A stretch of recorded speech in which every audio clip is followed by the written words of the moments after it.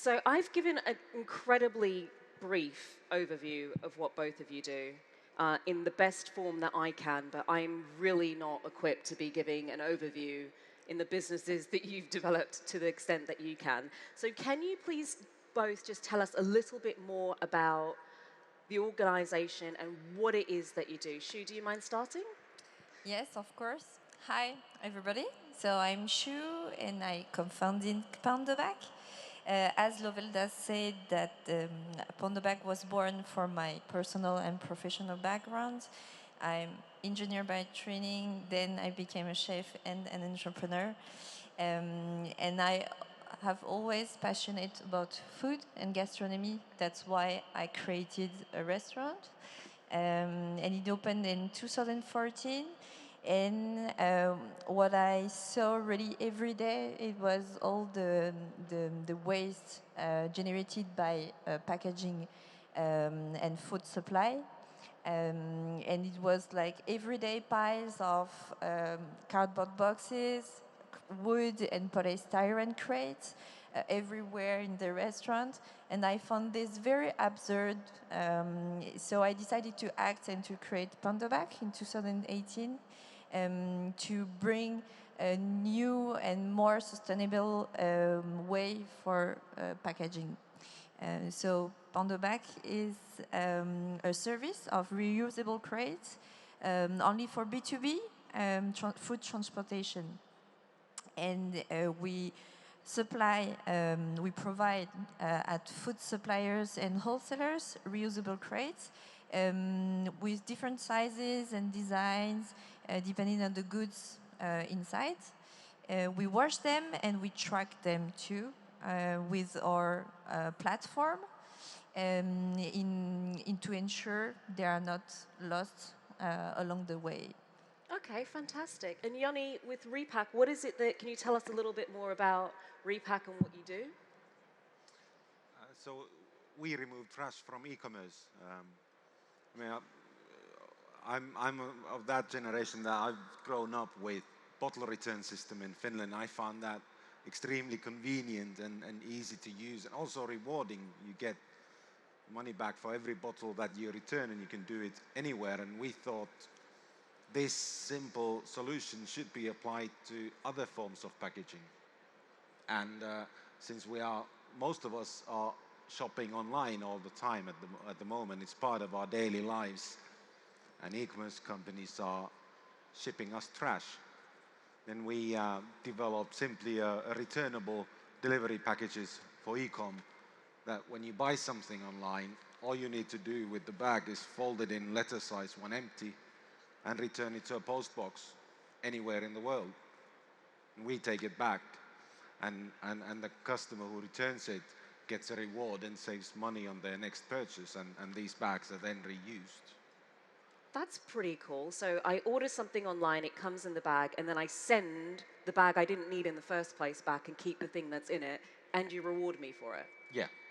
Okay. And you don't have to pay anything for the returning, so it's prepaid, and you can drop this into a post box in Paris or London or New York or wherever, and comes back to our facility, and we take care of it that it goes back into reuse. So it's completely reused. So we've got two different business models here. One sort of B2B, the other is B2C. In either event, well, B to C, I suppose, because yeah. In either event, though, we're still talking about commercial viability, right? So when you're developing a solution like this, these organizations are used to certain materials already, be it cardboard, plastic, whatever. How do you communicate the financial viability of moving across? Because presumably that's going to be the first thing, especially when you're talking about cardboard. It's not expensive. How does your product compare to alternatives, and how did you deal with that kind of financial challenge? For us, yes, we are in B2B and more B2B2B. And it's very important for our clients, the financial viability, because they seek profitability as much as customer satisfaction. What we do is we changed the business model, because when they buy disposable packaging, they pay for each use of the packaging, and we have another business model. We charge them a monthly fee for the full service. It's depending on the number of rented crates, the washing frequency, and the size of the crates. And they accept this change. And the profitability of the solution depends on how many loops the crates make in 1 month, because this monthly fee is a fixed price for them. So the more they will use our crates in 1 month, the cheaper it will for them. So it's very different, and the system insisted them to really reuse our crates. And finally, they can have savings on their packaging cost. For example, now what we can see today is that our clients make like 20% savings on their packaging costs, even on cardboard boxes. So you're actually a cheaper product. Yeah, we try to. Okay then, girl. It's very important in our business. But Jonne, how does that then work for you with retail? Because are they adding the price on? So now I've got to pay more for my goods. How does the pricing work there? How did you manage to find commercial viability with RePack? So for most of our brands and retailers, RePack is actually free. So they present it as an option when you buy on something online, and you choose it, you pay for it. That makes kind of offering a sustainable solution as a brand. You save money on not using the single-use packaging, and your own customer covers the cost of using RePack, with the promise that when they return this, they will get a refund in terms of a voucher for their next purchase. So customer is in fact paying in advance for saving money and not getting any trash delivered. So they've got very creative about how to set that loop up. Did you find that there were specific early adopters that were right for you to go with these new ideas with? Because it is quite a change in the way that they do business. Well, we found it challenging in that sense that e-commerce is still a young industry, and many of the e-com companies are still putting the basic building blocks in place to run a viable business, and the time for innovation wasn't there just when we started. We started quite early, 2013, 14 were our first customers we had. Now the e-commerce market has matured. Companies are looking for innovations. Companies are very seriously thinking about the impact that their packaging has on their customers' experience, but also on the environment. And did you find a similar sort of thing in terms of when you're, Shu, when you're going out and setting this up, it's a change in the way that people do things, because they don't have to worry about it, right? They know how to put, the suppliers know how to put stuff into a cardboard box and get that delivered. You're asking them to change their business models. How did that go down? Yes, we need for our business to change operationally among our clients. So we have 3 cases that really find echoes among our clients. That's why they accept to change for our solution. The first is the financial that I mentioned before. The second is that we can see that more and more clients of our clients, for example restaurants, they demand to have less waste. So they ask for their suppliers to stop disposable packaging. And this pressure is very important for us, because for our clients, they really listen to their customer. And the last one is that they are afraid of change in law that will progressively ban or tax more the disposable packaging. And to change really operationally among our clients, we are really present with them, with the operational team. We teach them how to use the crates, and we explain our approach so that they get involved and concerned by the waste issue. And it's very important to get every player concerned by this issue. Jonne, you don't have necessarily the benefit of being able to see the end customer who's receiving the packaging. How do you communicate, like, what to do with that when it comes through the door?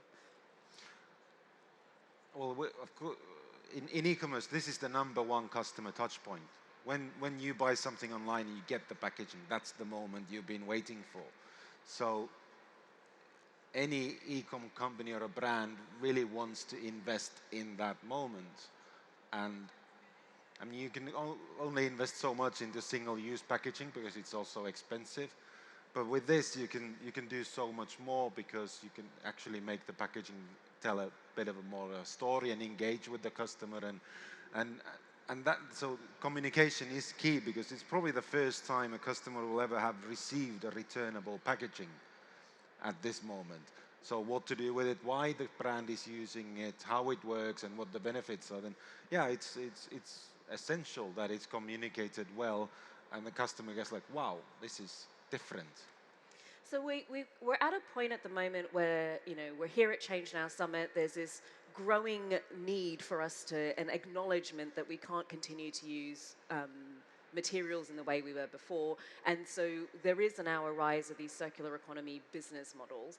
What do you think the role of government legislation is in facilitating the movement and facilitating the growth of your organization, Jonne?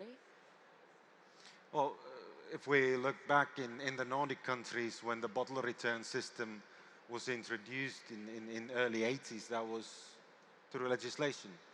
If you made beer or soda, whatever, you had to participate in it.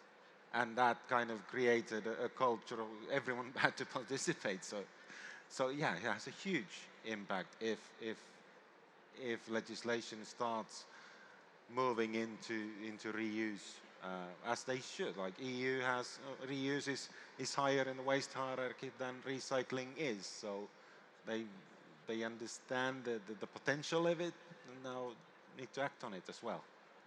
And Shu, you've kind of already alluded a little bit to how it's been playing out for you in terms of your business model. Do you think you could do with more legislation to support, like, a push? Yes, of course. For example, if the polystyrene is forbidden, for us it will be a real opportunity, because all the fish industry will have to find another solution for their packaging. So yes, it's really important for us to have this kind of big change. I'd like to ask you a real question, because these models are so new, and it's shaking up the way that organizations are used to engaging with something that they probably just think is their bread and butter. What have you individually found the biggest challenges in getting traction with your business? Sure, you go on. I begin. The biggest challenge is really to obtain the first clients, because of course it's a change for them, and we have to reassure them about the ease of use. To change a company that has an organization implemented since several decades, it's really not easy. So we are very present for them. We explain the approach, and we suggest and offer a test period for them to test the solution and to speed up the decision making process. And also, they don't need with Pandobac to change all their organization in once. For example, one of our biggest clients, he only uses for a small portion of their operations with our Pandobac, and the rest is still in disposable packaging. And progressively, he's changing and increasing the number of crates he gets from us, because he understands that it works, and he sees the benefits for him. It's getting them convinced. They got to kind of get them in the first place, and then once they're in and they can experience it for themselves, then you can continue to grow it. Jonne, did you have a similar sort of experience, or were your challenges slightly different? No, it depends on a stage where you're at. So when we started, it was the case of finding the crazy innovators within the e-commerce who kind of just believed in the idea that, yeah, let's see what happens. And we were lucky enough to find those and develop a robust enough solution that we managed to kind of go into the early adapters, kind of more credible businesses who are run like businesses, have a bit of scale, and then we can improve the solution there. Now when we are kind of going closer to the mainstream, the challenge is that we deal with logistics and packaging, which is key component of e-commerce. So if a global brand looks at RePack and then they are 10 billion in revenue and we are not there, then there's like, well, are you a credible company to partner with us in packaging and logistics? So different stages have different challenges. So it depends on, and did you find that you just had to change where you focused as the organization has grown? Absolutely, absolutely. And in every stage, when you get some of the early adapter companies, then of course other like-minded businesses follow them, and that resonates with them. So there are probably, it wouldn't surprise me if there are a few people in the audience who've got a great idea kind of tucked in the back of their mind, or maybe they're in the early stages of rolling out a similar sort of circular economy model. What do you wish you knew when you started? Like, what do you wish somebody had just told you, or you knew, like, I'd do it in that order if I went back and did it again? Yeah, I'm going there. It's like, who needs to think the longest? I don't have anything like this, I think, in mind. It's really, for me, it was a process very clear in mind when I created Pandobac. I saw a problem and I saw a solution, and just I went inside without thinking about anything. So I think the best ideas are those that come from a real problem at beginning. So make sure it's a real bona fide problem. You had the beauty of understanding the industry, having worked in restaurants before, so you could see it from both sides of the fence. Jonne, what about you? Is there anything you wish somebody told you? I wish we'd started later. Really? I think we're way too early in the market. That no matter how your solution works and what it does, if the market is not ready for it, then yeah, you just kind of bide your time and wait if the market turns up. Now, for us, it has, but we were way too early. So it's understanding and making sure that you've got the right timings. Both of you have got exhibition stands, don't you? Yeah. So you can go and find out more from Shu and Jonne from the exhibition stands. Thank you both so much for your time. Ladies and gentlemen, please give a warm round of applause for Shu and Jonne.